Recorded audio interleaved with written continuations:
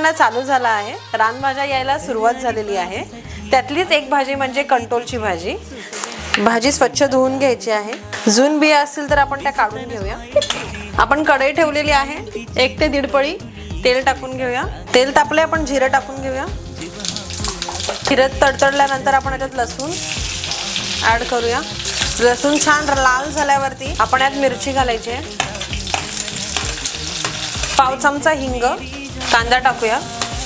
मी 2 कांदे चिरून घेतलेले आहेत। 2 ते 3 मिनिटं आपण झाकण देऊन कांदा शिजवून घेऊया। पण आता मीठ टाकूया, पाव चमचा हळद। कांदा आपल्याला 60 ते 70% शिजवून घ्यायचा आहे। आता आपण याच्यामध्ये कंटोल ऍड करूया।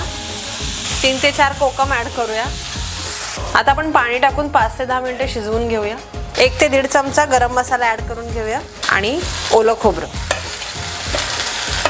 बनवायला अगदी सोपी आणि आपल्या शरीराला अगदी औषधी अशी ही भाजी आहे। तयार आहे आपली कंटोलची भाजी। तुम्हाला कशी वाटली ही रेसिपी नक्की मला कमेंटमध्ये सांगा। तुम्हाला अजून कोणकोणत्या नवनवीन रेसिपीज बघायला आवडतील प्लीज कमेंट्समध्ये सांगा। जर तुम्हाला ही व्हिडिओ आवडली असेल तर प्लीज चॅनलला लाईक, शेअर आणि सबस्क्राईब करा।